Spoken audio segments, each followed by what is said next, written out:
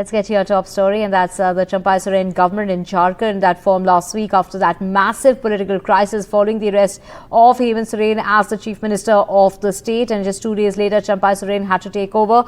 Now, Champai Soren will have to prove his majority and therefore take that floor test. Do remember, he was given that deadline of 10 days on the 2nd of February.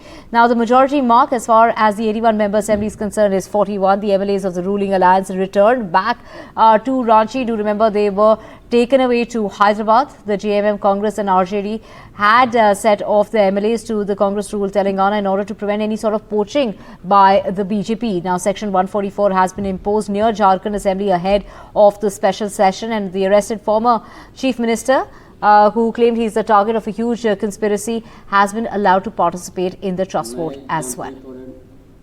अब तो कोई डर नहीं है ना? कोई डर नहीं, कोई भय नहीं, सब गठबंधन के सारे एमएलए एक साथ है और 48 विधायक वोट देंगे. We have Tanish joining us to get us more on this. Tanish, the floor test is going to take place today.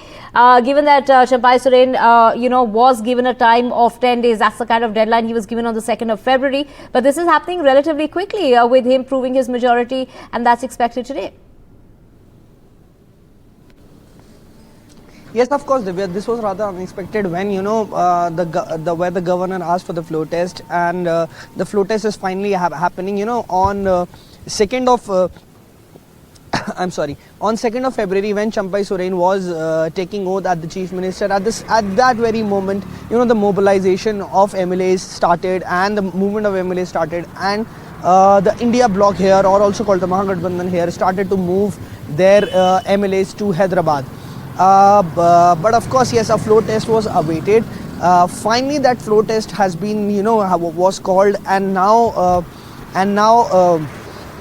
today is the day for Champai Soren, whether he will sail through or whether there will be some surprises in the box. I would also like to tell you, Champai Soren sometimes is also called Chief Minister in waiting because he has been a 12-time MLA.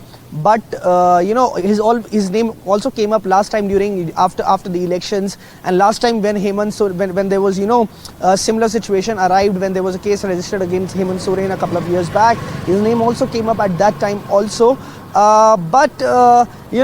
It never really, he never really became the chief minister, because now he is finally his chances there. He is the chief minister. He is one of the oldest and the tallest leaders of the Jharkhand Mukti Morcha, and today finally will be the floor test. He is also known as the Tiger of Kolan, and was actively, he was an active part in the formation of the Jharkhand state. Yes.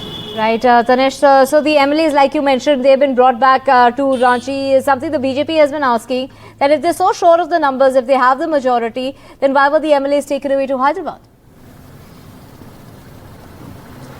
Well, yes, that is the question that is being asked, and that was the question one of the MLAs, disgruntled MLAs of the JMM was saying, that if there was unity, why were the MLAs taken? Why were the MLAs taken to Hyderabad?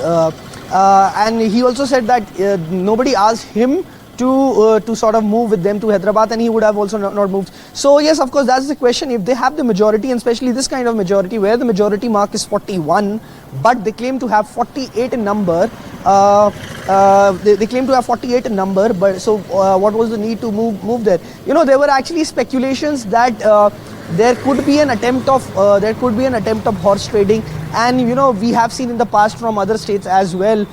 So of course it was a prestige battle for the Congress as well, which is second in number after the JMM. Around 17 MLAs Congress has. So it was a prestige battle for the Congress as well. They have to keep their flock together, especially after the India alliance falling off in West Bengal, and of course again being out of power from Bihar. So they had to keep their flock together. But yes, if I talk about the numbers, the majority mark, or also called the magic mark, is 41. I would just like to break the JMM MLAs. Two are being said that they are disgruntled, so we are not sure whether or not they will vote in the parliament, whether or not they will vote in the assembly today. One is said to be, he's not very well health-wise. One is, of course, Hemant Soren. One is Sita Soren. One has resigned, and one will be Champai Soren himself. So yes, and of course the whole Mahagathbandhan on the India bloc also has one RJD and one CPI MLA as well.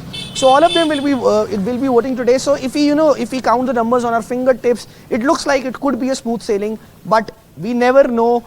This is Indian politics. Anything can change at any moment. Right, Tanish, the surprise element, of course, is that special court that gave him permission, as far as Hemant Soren is concerned, in order to participate in the trust vote and for Champai Soren to prove his maturity. Yes, of course. In this kind of situation, when of course they are moving their MLAs to Hyderabad, that means they are trying to keep their flock together. It's around 39, 38, 39, 40 odd MLAs, and so each vote counts. Especially, each vote counts. So that was the attempt, that the vote of Hemant Soren should be counted, and Hemant Soren should be allowed to give the vote. And of course, he is the one who has chosen Champai Soren as the next chief minister. So it is very crucial to count each and every vote. And also, I would like to tell you, Champai Soren is somewhat a safe choice within the party, because there were talks that the